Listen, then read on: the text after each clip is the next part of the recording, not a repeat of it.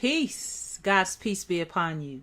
Thank you so much for joining us again today here at the Reimagined Schools, where we are changing the way we educate.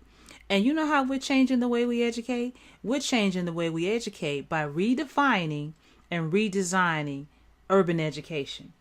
I'm Suwiya Saleh, and I am the CEO and founder of the Reimagined Schools. So I try to bring to you information that's occurring in the field of education that's important to all parents, but particularly those parents of African American students who have been negatively affected by the so-called achievement gap, which if you check some of my other videos and some of my blog writings, we really know that that's an opportunity gap. So today I want to talk to you about something that I've touched on before.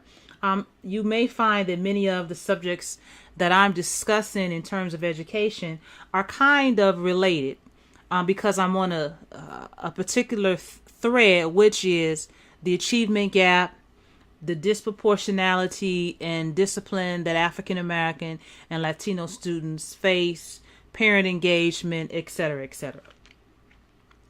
So not too long ago, I talked about my experience as a school administrator, a principal, and assistant principal dealing with referrals that had to do with infractions in the area of disruption.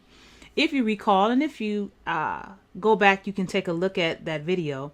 But I talked about how the term disruption was such a broad topic. It was so generic that it really was a catch-all, phrase, if you will. So anything that a teacher thought was a disruption to him or her could get students written referral, and that student would then develop a disciplinary record based on these infractions. I was always up on my discipline data because I used to look at the discipline data and try to educate teachers about the decisions that they were making to write referrals on students on issues that really should have been dealt with in the classroom. So what I found and what I discovered was that most of the discipline infractions in terms of referrals that I was receiving were coming through the category of disruption. So I had to ask myself, and I asked my staff members, what exactly would you classify as a disruption?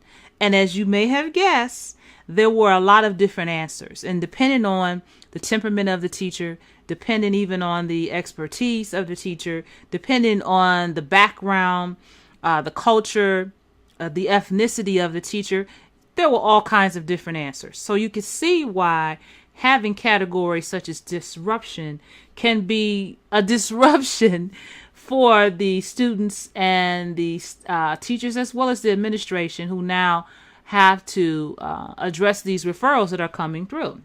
So I talked about why I really disliked the category of disruption and why I felt like it needed to be, gotten rid of, because it really wasn't specific enough to what exactly was taking place. So let me give you an example. I used to get so many referrals. I got so many referrals to the point that at some point in my career as an administrator, I said, okay, enough already. I have to define for these teachers what is teacher managed behavior and what is office managed behavior. So I actually created a form, a graphic organizer that spelled out specifically what were the infractions that I expected teachers to deal with and that referrals should not be written on. And exactly what the steps were that teachers needed to take before they sent students to me to address their concerns. So in other words, I didn't want teachers to, if something happened in the classroom that was really a minor offense, to use the office as the punisher, because that's what I was experiencing. If there are any other administrators or teachers who are, going to be completely honest, they're going to tell you that that's what the office is seen as for most teachers, is that if I write a referral on a student, I expect them to be punished. But that's not always going to be the situation, because what we all have to remember, and I'm getting off track and I'm going to get back on track, is that when you are at your wit's end as a teacher, whoever you're sending that student to, they're just beginning. Their rope just started. So how you expect them to respond is not necessarily always the case. So I just had to throw that in there. But let me give you an example of some of the referrals that I used to get. Even though I provided this graphic organizer, I often still got teachers who expected me to manage their classroom. And my response to them is, if I'm managing your classroom, then I don't need you, do I? Hey, heavy thoughts on that. Think about what you're doing as a teacher. If I'm managing your classroom as the principal, then I don't need you. And obviously, you don't want to send that message. Just, a thought that you should keep in your mind. So I would get referrals like, little Susie didn't have her pencil in class today. I'm writing a referral on her for failure to comply because I told her to have a pencil in class today. So she showed up without a pencil. So now I'm writing a referral on her. Okay, yeah, no, that's not something that the office is supposed to be managing. Or I may have a referral. And these are actual referrals that I received. Johnny was in class. He came to class today without his homework. I'm writing him up for failure to comply. Or during the middle of the lesson, James got out of his seat and sharpened his pencil and he disrupted the class. Now, for that particular teacher, he or she doesn't want anybody moving in the classroom, okay? But the problem is that James and his classmates can go to the class next door or their very next class period, and the teacher who was instructing is not upset if students get up to sharpen their pencil, because he or she recognizes that in order for the student to complete the assignment, they need to have a working utensil. So it is very subjective. And it is, it can be really dangerous because some people can take this out of context and they're abusing their authority and just getting rid of students because they don't know how to manage their classroom or they don't want to deal with students. One more example. If there's a student in the classroom who's chewing gum, it's not unknown for administrators, and certainly I receive referrals on a student being disruptive by chewing gum loudly. Now, obviously, this is not something that the office is supposed to deal with. If you have a problem with chewing gum and bubble gum, then that's something that you as a teacher need to address. But again, the problem is you as a teacher have a problem with chewing gum, but the teacher next door is passing out gum as an incentive. So there is a lot of contradiction and having a category such as disruption, because if it is not clearly defined, then it does become the catch-all phrase. And we understand and we know that we have had many conversations on, this channel and certainly out in the everyday life in schools about the school to prison pipeline phenomenon, which is very true. So when you start having these broad categories and students are getting in so much trouble for disruption, that's a problem. Okay. You remember that I advise you to go to your Ohio department. I keep saying Ohio because that's where I'm at. To your Department of Education to view and research the discipline reports for your school and for your district. This information is public, and it is important as a parent that you have a very clear picture of what is occurring at your school. Now, every year, school districts have to provide that information to their Department of Education, and it is housed on the Department of Education's websites under reports, and you should take a look at it. So there is no question as to what's going on in your school. I talked very early on when I first started doing this about parents just, releasing their children to walk into a school and they have no idea what's going on in that school. They have no concept of the climate and the culture of that school because you haven't done your research. And I'm here to tell you that if you are going to be a parent and community advocate, and you should be if you want better results for your children and better academic outcomes for them, you have to do your homework. And just like you'll get online and you'll take a look at a channel that's gossiping about so-called celebrities, if you spend all your time doing that and you haven't spent any time trying to find out what's happening in your child's education, obviously that's upside down. That's topsy-turvy. There's a problem with that, and your priorities are out of line. Now, I'm not here to attack you. I'm not here to make you feel bad, but I am here to ring a bell for you. Ding, ding, ding, ding, ding. You need to find out what's going on in your child's school so that you can help them to achieve at the levels that they should be achieving. Because remember, they should be able to compete with anyone in the world. There's nothing wrong with them cognitively. Their brain is functioning just fine. But if you continue to look at scores, standardized test scores on your state tests or on national tests, you will see these gaps that are so troubling to me. I want you to be troubled by them as well, but I also want you to do something about it. Okay? So that's my little soapbox for that. But the reason why I bring this subject up is because I came across an article that is very interesting to me that's related to this subject, right? So I want to talk about this article from Kern County. Okay, I found this in the Bakersfield.com website, and the title is called, and I will put this article in the description box for you to go and look at it yourself. It's called Kern County Advocates urge governor to sign bill eliminating willful defiance suspensions in school. So willful defiance for them is the catch-all phrase out there in Kern County, California, just as disruption is for me when I was disciplining students as a principal and assistant principal. So let's take a look at this article. Okay, we start off by hearing about Ernesto Vaquero, who was suspended in 5th grade when he turned around in his seat to chat with another student at his Inglewood Elementary School. His teacher said he was being willfully defiant. Now, that single interaction, Vaquero said, set him on an educational career path dotted with disciplinary infractions. Teachers began seeing him as a troublemaker, and the only way to deal with a troublemaker was through suspension, said Vaquero, who is now 18 years old. The way you're supposed to learn your lesson and get better is by getting suspended, Vaquero said, but that didn't happen. Suspension just became a habit. And I had to agree with Ernesto Vaquero because I mentioned before that school to prison pipeline, that once you write that referral on a student who was chewing gum in the classroom, or you write that referral on a student who got up to sharpen his pencil in the middle of the lesson, or you write that referral on a student who turned around and was talking to a classmate, you set a record.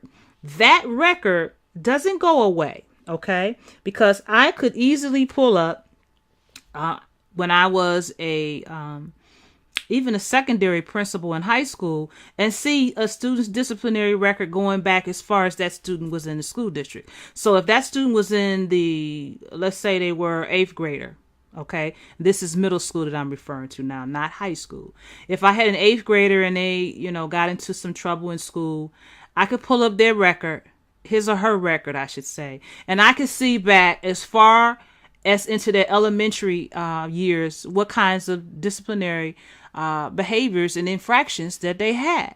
Now, if I was not a thinking person and understanding that I'm not supposed to look at a student's record to determine who or what the student is, I could do what so many people do and label that student as a troublemaker. And as soon as he or she comes into my office, I'm not even listening to what he or she has to say. I'm already suspending you because as a troublemaker, which is what I have, if I was not a thinking person, determine you to be, the automatic reaction, consciously or unconsciously, is to, you gotta go. Okay, so his statement is completely true.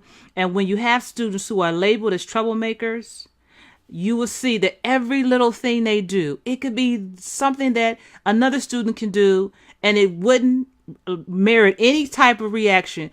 That student who is labeled as a troublemaker will automatically get in trouble. The teacher will be on them. They may get put out of class and, a big deal made out of it because they have labeled in their mind consciously or unconsciously that student is a troublemaker. So I do agree with that. And unfortunately, we have too many people who have too little time and too little patience with all of the pressures of state testing and accountability on them, that they don't spend time really getting to know kids the way they should. That's a whole other lesson, and we certainly can talk about that. Okay, so Ernesto was disciplined relentlessly through educators' legal right to suspend students for willful defiance, a category that has been singled out by advocates who say that it's too subjective and broad, allowing educators to suspend students for any infraction they deem defiant or disobedient. And of course, it disproportionately impacts Latino and Black students, and I just talked about that. So Vaquero rallied with members of the Dolores Huerta Foundation on Monday, whatever this was, the article came out, at the front steps of the Kern County Superior Court to urge that Governor Jerry Brown sign SB 607, State Bill 607. That legislation would not only renew laws set in place by AB 420, which is due to sunset July 1st, and prohibits teachers from suspending K through 3 children who for willful defiance, but it also expands such protections to K through 12 students. So as I understand this, the AB 420 bill was put into place, and actually it was passed in 2015. It was put into place to prohibit teachers from suspending students in grades kindergarten through 3rd grade for willful defiance, but it also expands that protection to all students in K through 12 schools, and it's due to sunset or go out of practice on July 1st, 2018. So advocates say that bill, AB 420, that was passed in 2015, has decreased the number of suspensions statewide and put pressure on educators to turn to discipline alternatives like positive behavioral interventions and supports, or better known as PBIS. And that is where students are actually taught the expected behavior. And when that system, which I have used, is actually implemented, monitored, and evaluated with fidelity, it does actually work. Okay. But it's the AB 420 bill did put pressure on educators to look for discipline alternatives. Okay. And statewide, and other also, I should say, in addition to a PBIS, there has been also conversation and moves for more restorative approaches rather than just being punitive all the time. Remember, I said that for most educators, and even students and parents believe this, that if your child goes to the office, it's automatically a punitive. But it can't always be that way. Unfortunately, as I said, that becomes the practice. But as intelligent human beings, administrators and teachers have to look for other alternatives. I mean, I don't know whatever happened to somebody saying I'm sorry and that being acceptable. I shouldn't have been chewing gum in your classroom, Miss Such and Such. I'm sorry. I didn't mean to upset you by that or disrespect you. I won't do it anymore. For some people, that's fine. That's all you expect to happen. And then you expect that student to follow up. But there are so many people who they want that child suspended. Do you hear me? For chewing gum. Or they want them isolated for a day or two so they can learn their lesson. I mean, we need to get away from the punitive practices that are disproportionately impacting Black and Latino students, because it's not across the board. So it becomes an issue when you're targeting certain students for that. Okay. All right. So statewide in California, about 500,000 kids, that's roughly 4.3% of all public school students, were suspended in 2013-2014, which was the last year before AB 420 was implemented. Now that figure dipped to 3.6% in 2016-2017. In Kern County, the trend reversed slightly and suspensions went up 0.1% during those years. Now, Gerald Cantu, who is an education policy director for the Dolores Huerta Foundation, says willful defiance is not necessary and it can be abused, end quote. He pointed to the more than 2,200 suspensions approved at the Kern High School District in 2010. That's the highest rate statewide, which prompted the Dolores Huerta Foundation and more than a dozen other plaintiffs to file a civil rights lawsuit alleging discriminatory discipline practices. He's quoted as saying, at the time, Kern High School District officials said that said all of that was necessary and due to violent, serious offenses, Cantu says. It turns out 90% of them were due to willful defiance. It's a catch-all category that teachers and administrators use to push our students out of school based on subjective considerations, and it's not something that should be available to them, end quote. I have to agree. 90% of the suspensions in Kern High School District, that's 2,200 suspensions now. 90% of them were due to willful defiance. Come on. You have to see that there's something wrong with that, and that cannot be a category that people can use and abuse, because obviously that's abusive when it's 90% of the suspensions. And it's you subjectively saying, I think this student should be put out because I felt like they were being willfully defiant, without truly understanding what that means. That's a problem, and we cannot allow these broad catch-all categories because they are affecting disproportionately Black and Latino students, okay? Now, the Kern High School District has since revised their policies and implemented that PBIS that I was talking about at school sites, and the lawsuit has been settled. Now, when students are suspended for willful defiance, again, it's most often Black and Latino students who are disproportionately impacted, data shows. In Kern County, Black students make up 6% of all enrolled students, but receive 12% of all suspensions for willful defiance, according to state data. Latino boys make up 33% of enrolled students and receive 43% of willful defiance suspensions. Okay, yes, obviously, this is a problem, and this is how we get to that school to prison pipeline, by these practices that are pushing our students out of school and into the the waiting and willful arms of prison officials. Now, I've talked to you before about the dilemma that I had with suspensions. And sometimes suspensions under certain circumstances are necessary. And I can tell you, I hated suspending students. It bothered me so much. But I know that if I did it, I had done so much before that happened.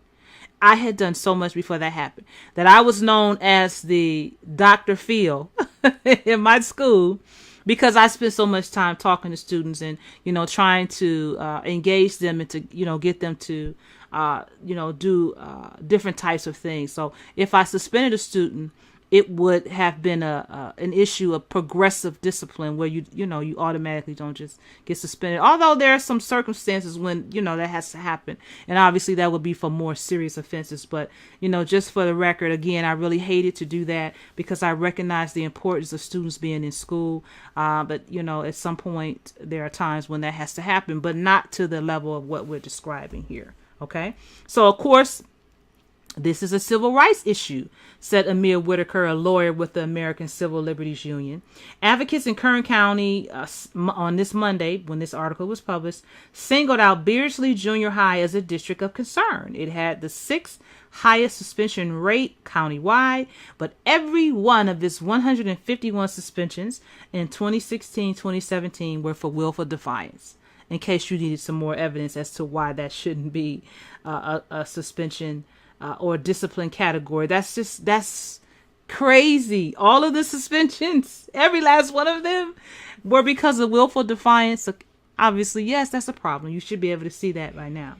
Now, Beardsley Elementary District Assistant Superintendent Kevin Williams said he thinks the data reported to the state is inaccurate and has staff members looking into the matter. And he's quoted as saying, "I can't imagine going through an entire school year without one fight on a junior high campus. Something is askew with the data. There's definitely not 100% of our students suspended for defiance," end quote. And of course, the response to Mr. Williams, the assistant superintendent, would be, you're the one who's reporting the data to the state, and all the people at the DHF Foundation are doing is utilizing the data that you reported. So if there is a mistake in the data, that's your fault because you reported it to the state. But I would think that you have officials who are able to determine what's really going on in their school. So yes, you can look into whether or not it is correct that every last one of your 151 suspensions in 2016, 2017 were for willful defiance. But again, they would be the ones who categorize it as that. And obviously that's unacceptable. But for parents, let this be a lesson that you need to be alert and aware about all things school, not just showing up for parent-teacher conferences, not just showing up for muffins for mom and donuts for dad. Those things are nice. They're very friendly, but you have to do more if you're going to help your child to be successful in schools, if you're going to really be a strong community and parent advocate for not just your student, but for all students. And if you're like me, I just want to see this achievement gap just blown up. I just want to see it eradicated because I don't believe that it needs to continue to exist, but it is still existing because it is not being utilized. I'm sorry, not utilized. It is not being strategized by parents in collaboration with educators to get rid of it. So again, I advocate that parents become knowledgeable about all things school, that they become active participants in all things school, and that they are aware and that they make other parents aware of what is happening in their schools. And you can start that by looking at your Department of Education's report on your school and all of the schools in your district, their discipline report for last year. Thank you so much. I hope this information is helpful to you. I hope that you will also go and look at your student handbook or your parent handbook, which outlines the discipline infractions for your student school or district, to see, do you have a willful defiance category? What does that mean? Do you have a disruption category? What does that mean? You need to pay attention to these things because they are disproportionately affecting. If you have a Black or Latino student, they are disproportionately affected by it. It's too subjective. It's too likely to be abused, and it's up to you to do something about it. Thank you. God's peace be upon you. Please like, share, subscribe. Most importantly, share this information. Peace.